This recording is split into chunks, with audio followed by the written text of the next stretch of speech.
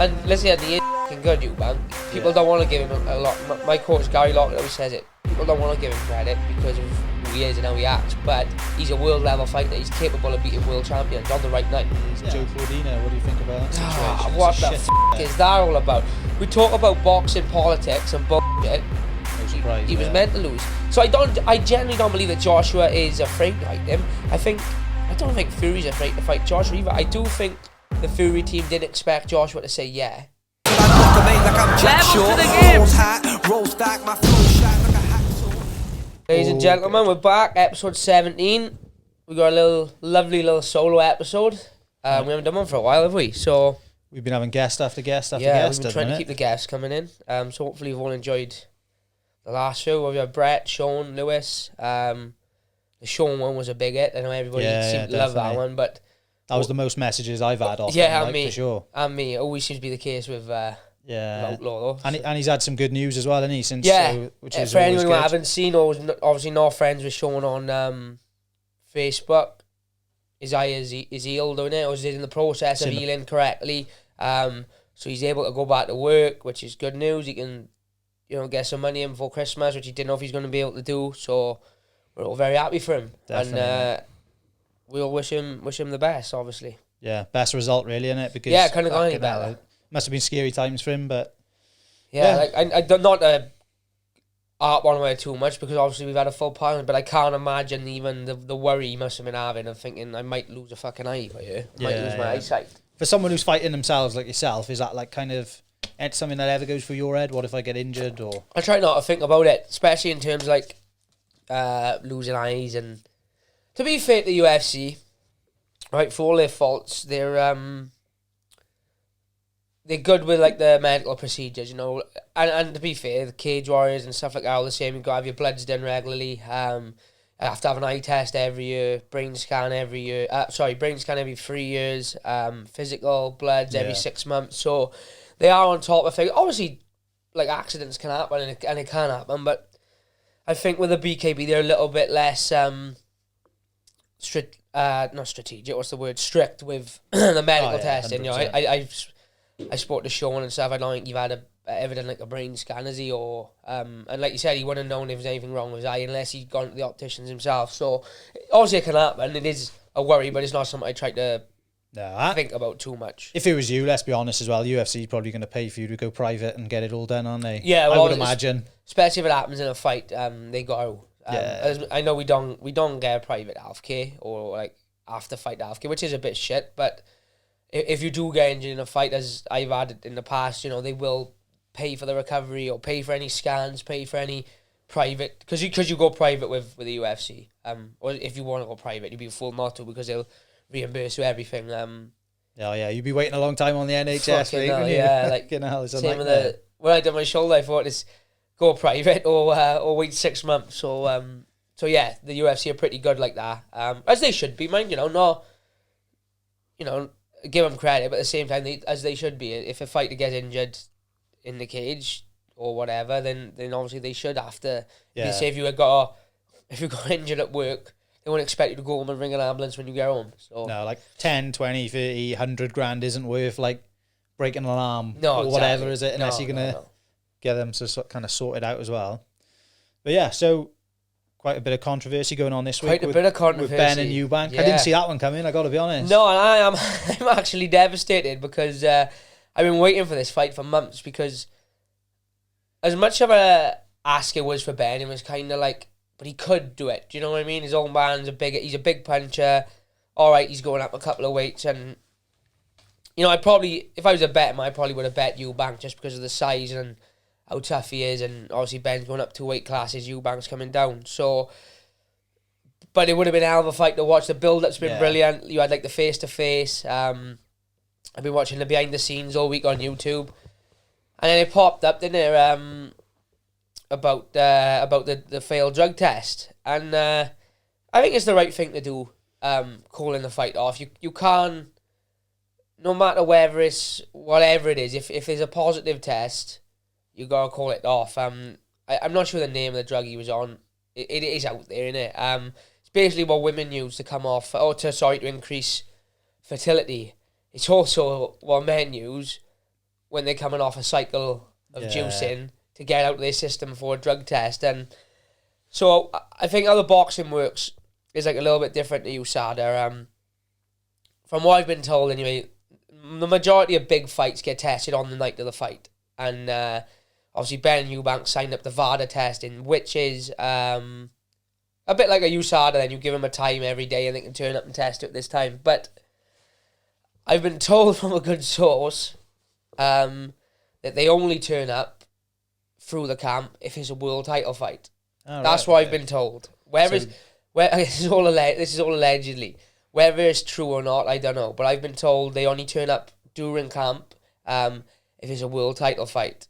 So obviously this isn't a world title fight. So they're probably aware of that then. Not to fucking say Benn is immediately guilty, because it may come out now and we may see that that it was a false test or a false positive. But hypothetically speaking, allegedly speaking, I think the test was 10 days ago or something like that, they said. Yeah, I'm not sure if it was even longer than that ago, was it? So, if you're not in a world title fight and you're expecting them to turn up fight night and test you, that is the kind of drug you would be taking 3-4 2 weeks before a fight to make sure everything is out your system. If you was on anything, to make sure everything's out your system. The only thing, and I like Benn, I'm a massive Conor Benn fan, like I said, I really wanted him to win. The only thing kind of suspect to me is that's not something that would be in a tainted supplement. No, because they'd be trying to ramp you up in a tainted supplement. Yeah, so they're not going to taint supplements with something that's gonna do that. So I have no kind of like, there's no, at the minute, there's no real logical explanation. There's no real kind of thought process that you could say, oh well, perhaps it come from this and it's got confusion. They said all that, didn't they? Fucking Eddie Earn said all about, we're going to get the B sample tested, so we'll be all right to fight. So, speaking from someone who gets tested, although I'm tested by USADA, the guys who come to test me are from UCAD, which is the same guys that would be testing Benn and Eubank, because they always chat, and they're like, I tested Fury, I've tested Joshua. So, when they test you, especially a piss test, they do, and a blood test, they do an A sample and a B sample. The A sample is what gets tested. The B sample then is kind of like kept. So then, obviously, if something comes back wrong with the A sample, you can say, well, test my B sample. Yeah. So if they test a B sample and the B sample is clean, obviously they know there's something gone wrong with the machinery or whatever that tests them. So I know for a fact it's not a fucking 2-minute job to just go and test a B sample. It's going to take a week or 2 weeks or 3 weeks. That's how long it takes them to test a normal test. Like when you have a USADA test, you don't get the results back for maybe 3-4 weeks.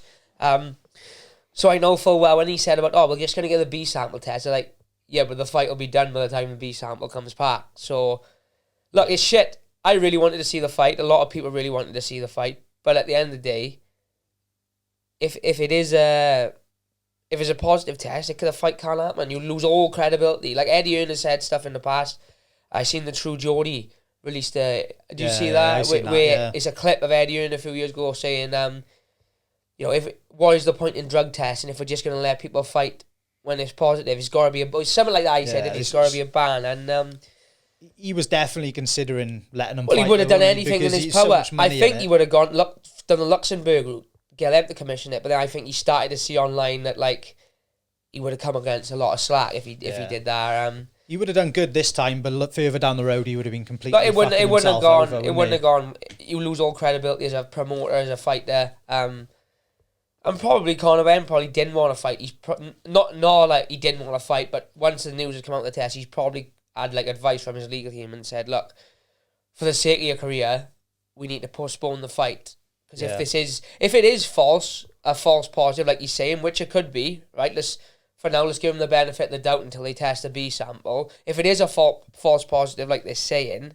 then that's got to be sorted before you can fight because."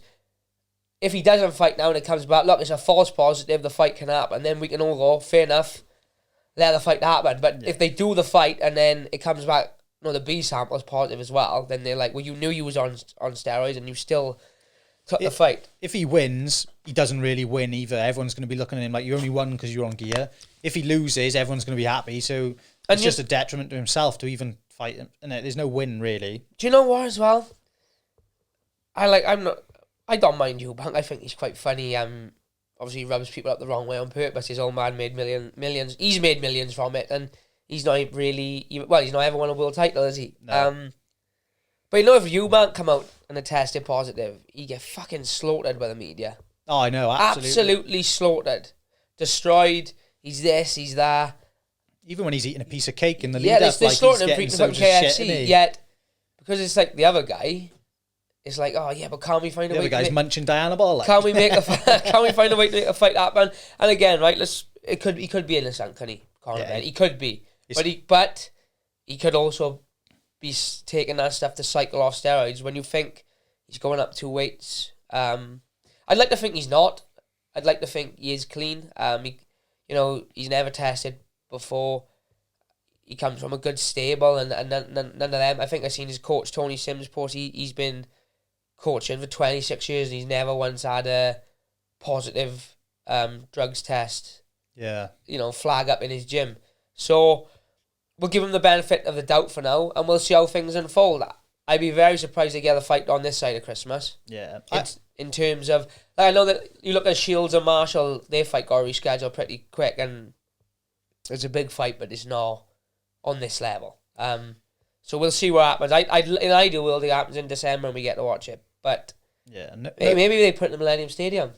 Yeah, that'd be pretty cool, wouldn't it? I don't think anyone's ever made Chris Eubank look like the good guy, have they? Like, he looks like the good guy, doesn't he? No, and he doesn't want to look the good guy, does he? Because he knows his persona and his character is being the bad boy. But do you see his Instagram post? Or I think it was on his story. He took a picture of him eating a dessert like last night and put 61% on it.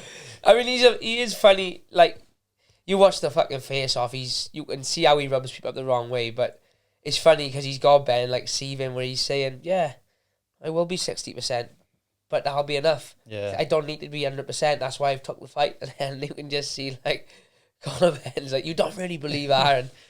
Have you ever watched Stephen Bartlett's podcast, Diary of a CEO? No.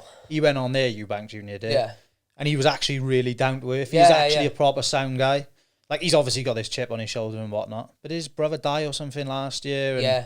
Like, he's had a lot of bad things happening in his life. Well, his brother, he knows what he's doing. People got to understand. Like, he's watched his old man make millions and millions and millions of pounds back in the 90s from this persona. And although his persona is a little bit different to his old man, it is very similar at the same time. And I don't think he's the level of fighter that his old man was, but he's probably made close to the same amount of money because of his Eubank name and because of how he acts. His cousin, is it his cousin or his other brother, Harlem Eubank? Yeah. That's not the one that died, is it?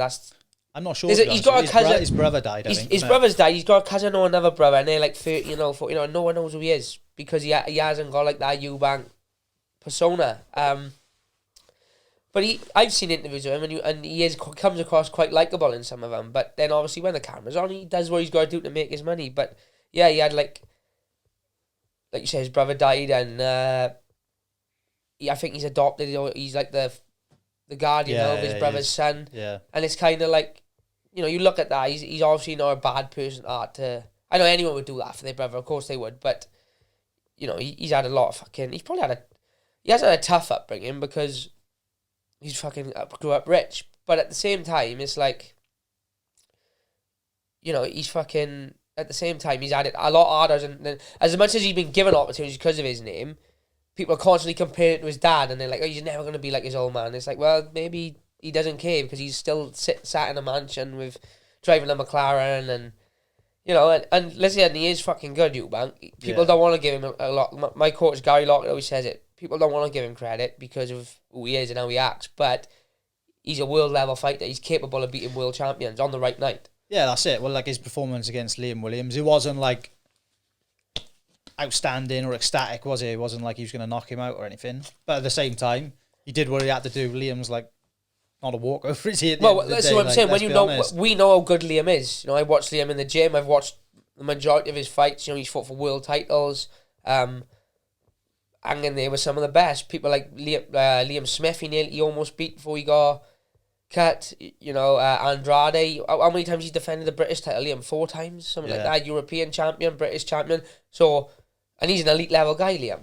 You know, big, strong, nasty, and yeah, Eubank, you know, did a bit of a number on him in terms of, you know, I've heard there was stuff, we won't go into that, there's stuff going on before the fight that might have hindered Liam's performance a bit, but whatever, he still done what he had to do and looked good doing it, didn't he? You know, he won, not comfortably, but he's, in the first half of the fight, you kind of thought, fuck me, what's going on here?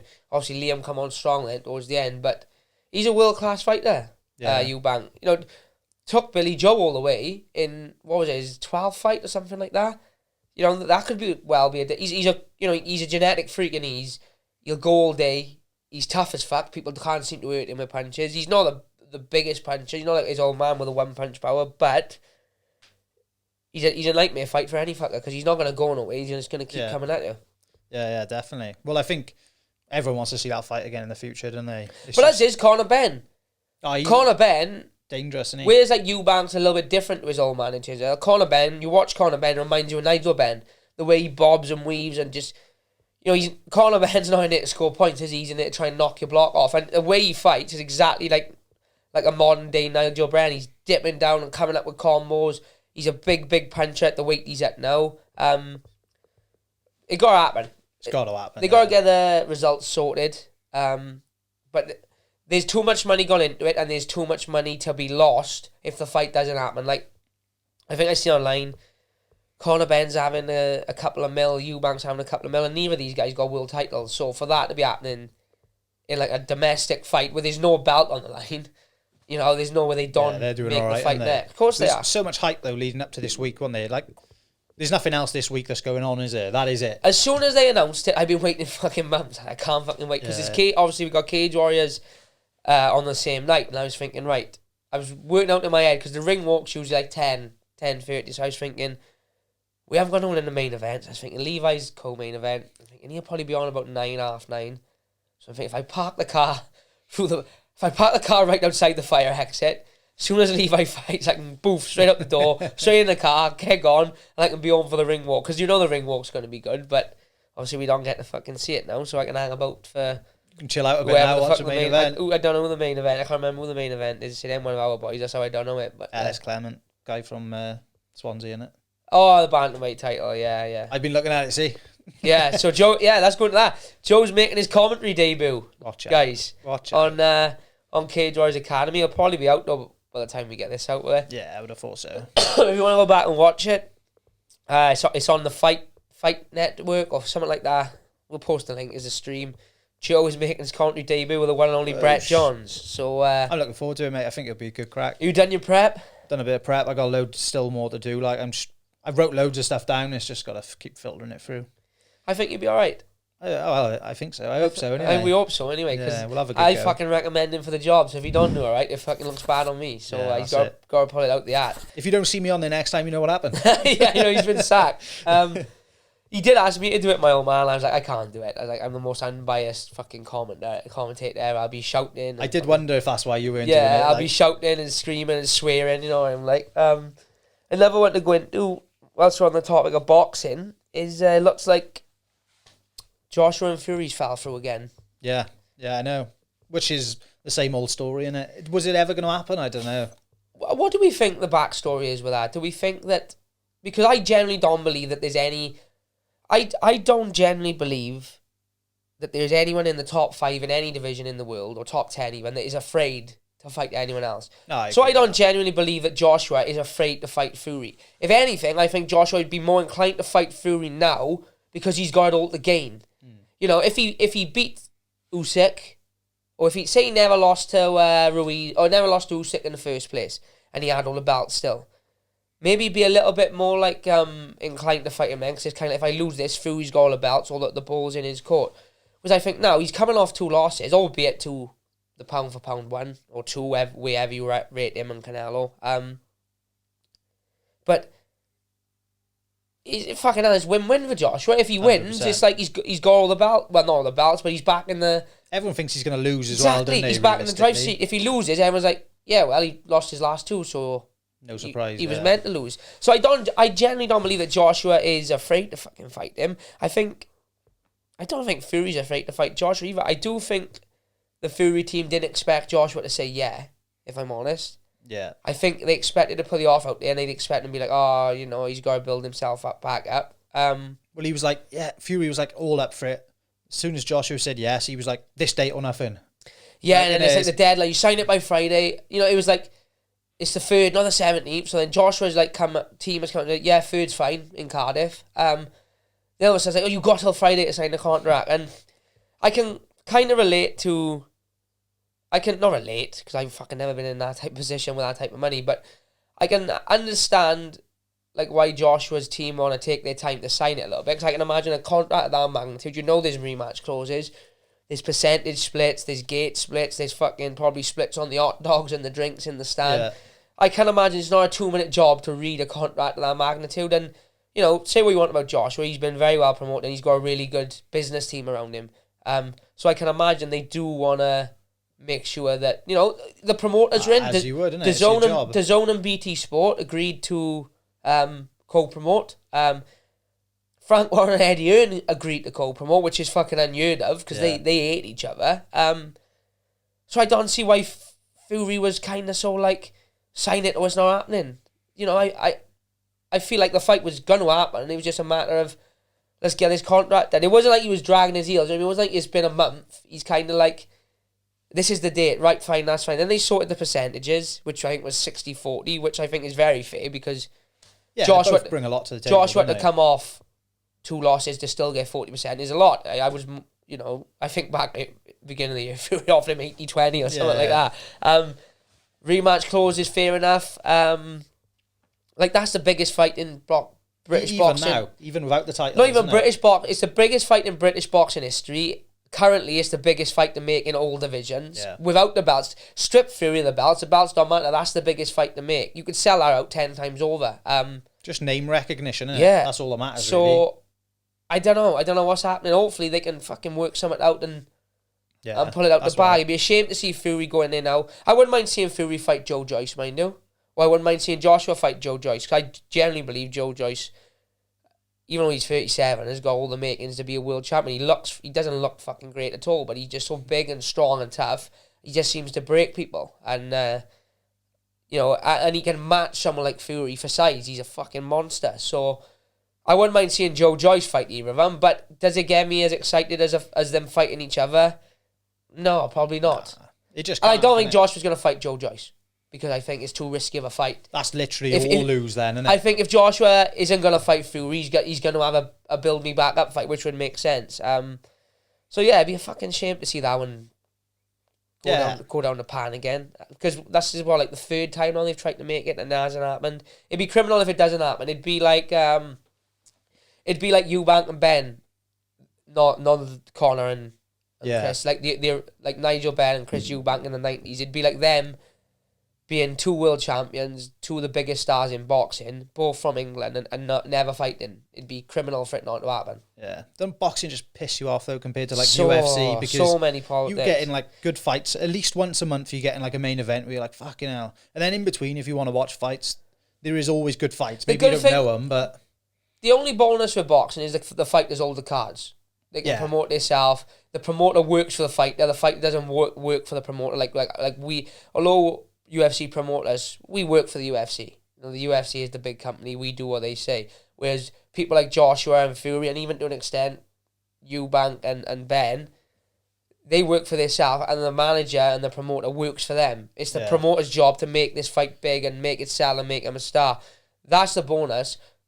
But like you said, the problem with that is there's politics and promoters don't want to work with each other, and what one promoter wants doesn't necessarily match up with it. Whereas with the UFC, it's kind of like, no, you're having this. Yeah. There's a bit of wiggle room, but it's that trade-off, isn't it? Because I wouldn't have thought the UFC, if they didn't do it that way and they weren't keeping the profits to maybe plug back into the business, having the PI, the promotion, maybe they wouldn't be the platform they were either. Maybe they would never have got to be they wouldn't. The number one company in the world. The thing with the UFC is they sell themselves, don't they? They don't need big fights. They'll sell because it's the UFC. All right, they need big pay-per-view stars, and they are struggling at the minute. Let's be honest. Yeah, they're just waiting for a Conor to come back. They're waiting for a big pay-per-view star because we don't know what Conor's doing at the minute. He's kind of like he's doing a film or whatever. The next biggest down pay-per-view star from him is Nate Diaz. Nate Diaz's contract is up. Yeah, he's gone. The next biggest down from him then is probably, or was Khabib. Khabib's retired. If we go down the list again, it was Masvidal at one point. Masvidal's on a bit of a losing streak, so his name's not quite as sellable at the minute. They probably open for guys like O'Malley coming through to become a bit of a name. Stylebender is a big name, to be fair. He's not going to draw in McGregor views, but Stylebender can draw in views. That's why they keep him. Yeah, so he's got like a country behind him though as well, isn't he? You know what they need back is Johnny Bones.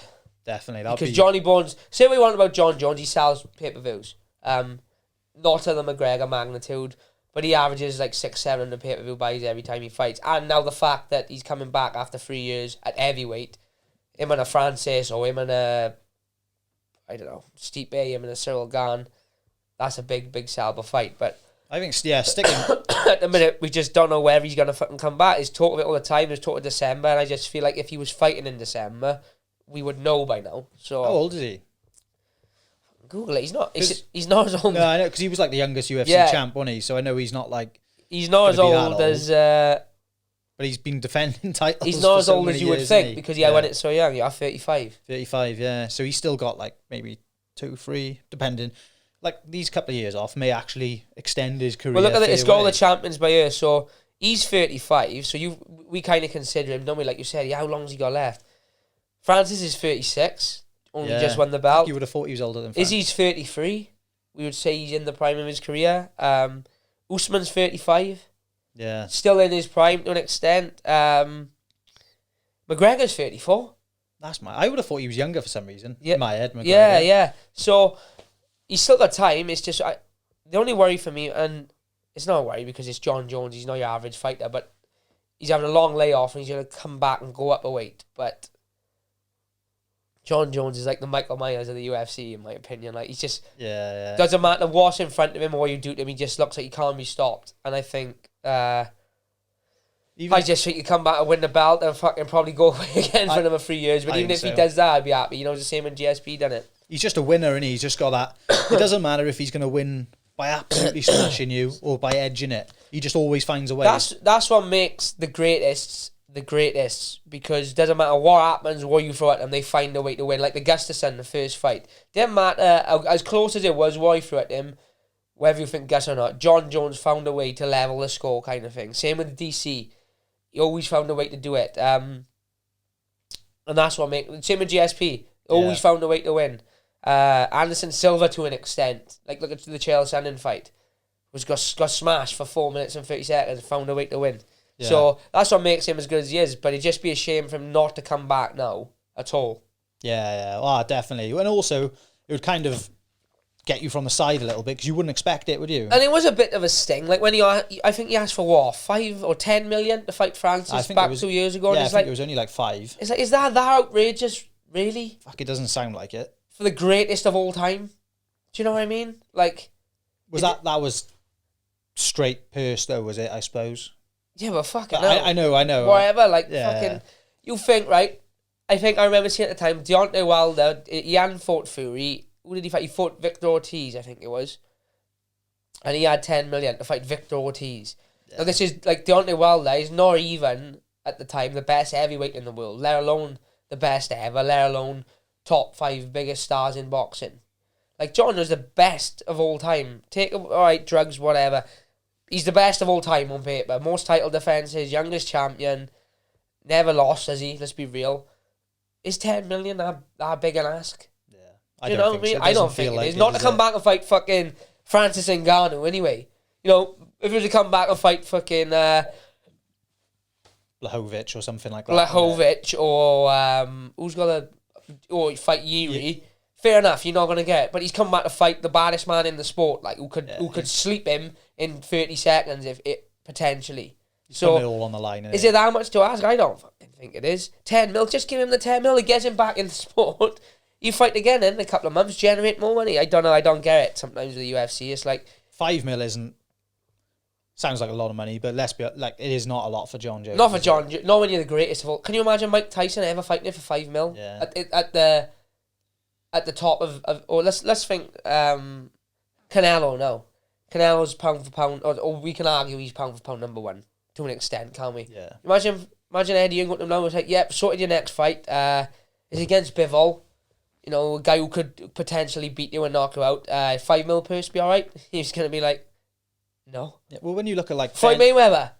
Can you imagine Floyd Mayweather ever fighting Manny Pacquiao for 5 mil? Fuck no. Not a fucking chance in hell. Not a chance in hell. So why Ben should and Eubank are getting like 2-3 mil, like you were saying. more than that, I expect? Yeah, why can't More, that makes no sense. They're like at the start. I bet Ben and Eubank are in the range of 5 to 10 mil each for that fight. Because it does nothing for either of their careers, really. No. If Ben beats Eubank, it does nothing for him at 147. If Eubank beats Ben, it's like, well, you beat the guy who's 2 weight classes below you. That was pay-per-view as well on top of the DAZN, wasn't it? I think it was like another... That was purse. That would have been... That was Yeah, I know, purse, but what I mean is they so they'll have a probably bit get of a cut of that as well, wouldn't they? But they probably not as asked about the cut of the pay-per-view because they're having that. Yeah. It's like John Jones, he's not asking for 50% of the pay-per-view like McGregor. It's like, you give me 10 mil and he'd probably take 10-20% of the pay-per-view, wouldn't he? He knows he's got to sell it as well. Exactly. Then as well. They got him on both ends. And it would sell. You've got the best of all time, 3 years off, has come back on up a weight to fight the baddest man, in the biggest puncher in the history of the sport. Yeah. Could argue, even in the history of... Oh, he's not a bigger puncher than Wilder, no. I'll take that back. I can't argue that. But biggest puncher in the sport there's ever been. So I don't get it. No. Fucking Dana... And Make the fight. Just give him what he wants. Let's just get him back in the fucking cage. Another thing wouldn't mind asking you about is Joe Cordina. What do you think about that situation? What the fuck is that all about? We talk about boxing politics and bullshit. You've got Tyson Fury, and I don't want to sound like a Fury because I love Fury. I think he's fucking brilliant, and what he's done is brilliant. But when did he last fight Wilder? Fucking hell. No, who did he beat? Dillian White, wasn't it? Yeah, that what was that, March? Same night as the BKFC. Yeah, it was a couple of months ago now. So he said he retired after the fight. It was what are we in? Oh no, yeah, 7 months ago. Yeah. The WBC still haven't stripped him of the belt. Cordina signed to fight is mandatory.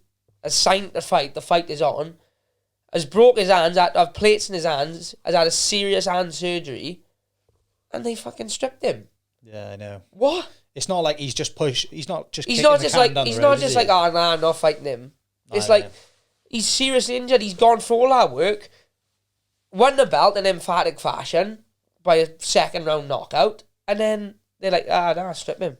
He must be absolutely fuming, isn't it? It's pathetic. It's fucking shocking. He's gonna miss out. What belt now. was it? IBF. Yeah. IBF. Get your shit together. What the fuck is that all about? I'm not sure if it's. Did he decline? They were saying if you decline twice, even if it's because of injury. So I'm not sure if maybe he was injured before as well. But at the same time, like it's not like he's not making it up, is he? He hasn't declined it, though, has he? He's accepted the fight. The fight's on. The fight was on in 6 weeks' time or whatever it is. What, we got to knock on the door? What's happening? You right? Come on, Rich. We're interrupting our podcast. Yeah, we'll wrap that one up, I think, is it? Are we got any questions first? Yeah, got it. Yeah, we have. But yeah, fucking IBF, sort your shit out. Stripping Cordina. And bullshit. Right, we'll ask a couple of these quick. Yeah, then. come on. Right. What do you think of Michael Bisping having the issue with Leon's comment being the first UK fighter to win the belt, being based out of the UK? Well, he is based. He is the first. Yeah, I don't think he is the first. I don't know if I've seen him have an issue with it or. I haven't seen it. No, but if you have, he can't really have an issue, can he, Bisping? Because Bisping was the first British champion, but he. It's fact, isn't it? He trained out of California for his career. Leon's the first to win it. He never left the UK or his camp was in Birmingham. So I don't see if he have got an issue what the issue is, to tell the truth. No, you can't really deny it, can you? Argue it. Right, yeah. Are the Rock's shoes crap, like Nate says? They're alright for fucking free. I wanted to look up and gauge your reaction to that as well. I'd rather wear a pair of Nikes or a pair of fucking Jordans to the cage, or a pair of Jordans to the press conference, but they're alright. They're better than the Reebok ones. But did you have them for your last one? Or? I've had for the last two. But I tell you what, they'd be a lot better if we had a percentage of the sales rather than just a free pair of trainers every fight. Yeah, it makes sense, doesn't it? All the colour, innit? The colour's not really... Well, I have black ones. Them red ones are a bit shit, to be honest. I wouldn't have been happy with them. They look like something out of like a fucking cereal Well, I don't know box, why Nate cares. Nate don't fucking wear them anyway. No. What do you think Nate will do next? Box. I think you've boxed. I think you've boxed Jake Paul. And I think if Jake Paul beats Anderson, which is a tough fucking ask. I think you'll go and box Jake Paul early part of next year. Or you'll fight. I don't think you'll fight on an undercard. Yeah, I think you'll go and box Jake Paul. I don't think he's gonna box anyone else. Or maybe box Logan. But he said he wants to go into boxing, so I'd be very surprised if he's not gonna fight MMA. I don't think so. I'd be very unless he goes to Bellator. I'd be very surprised if he. You don't see him going for like a Floyd, maybe? No. I Just think he wants real fights, and I think he's gonna.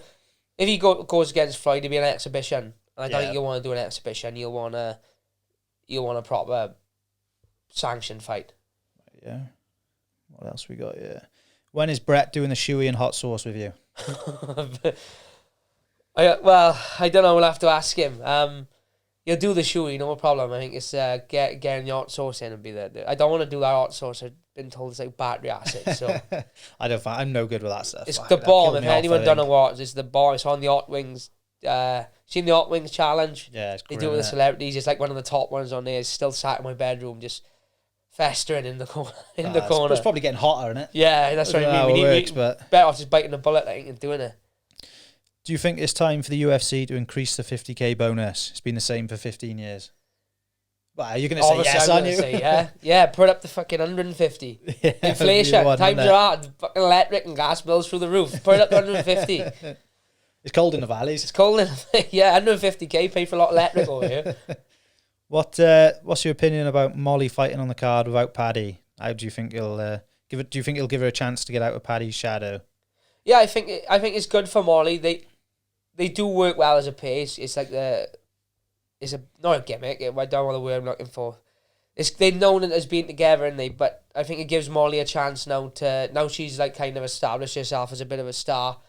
It gives her a good chance to maybe go on her own a little bit and show that she doesn't always need Paddy. As good as they are as a pair, that she can operate on her own as well and still draw in support and still be as charismatic and as much as a character as she is on her own as well. Because how you see Molly on camera is exactly how she is in person. So it's not like she's thriving off Paddy constantly to be who she is. She's funny and she's a good big personality anyway. So it'll be a good opportunity. And I think she's part Irish as well. So her fighting in New York and MSG, it'll be you'd probably go. Would he go and watch anyway? I'd have thought. I think it'll depend if he's fighting. I'd guess he'd go out and watch. Yeah, I think there's talk of him fighting in December, so I don't know if it'd be too close or what. But I would guess they'll go out together. Yeah, should we wrap it up there? Yeah, wrap it up. Like, share, subscribe, all the usual. Patreon's still live. We do a giveaway, and we soon. Yeah, this month we do a giveaway. So sign up if you want a chance of winning a signed summit. To be discussed. It's a meal deal a month, lads. Get on it. Yeah. £3 a month. Come on, support the boy. If anyone wants to sponsor as well, get in touch, let us know. Yeah. We've got a couple of packages. We're looking for a sponsor for the podcast. Other than that, Joe, good luck on your commentary debut this weekend. And we'll catch you next time. Stay tanked up.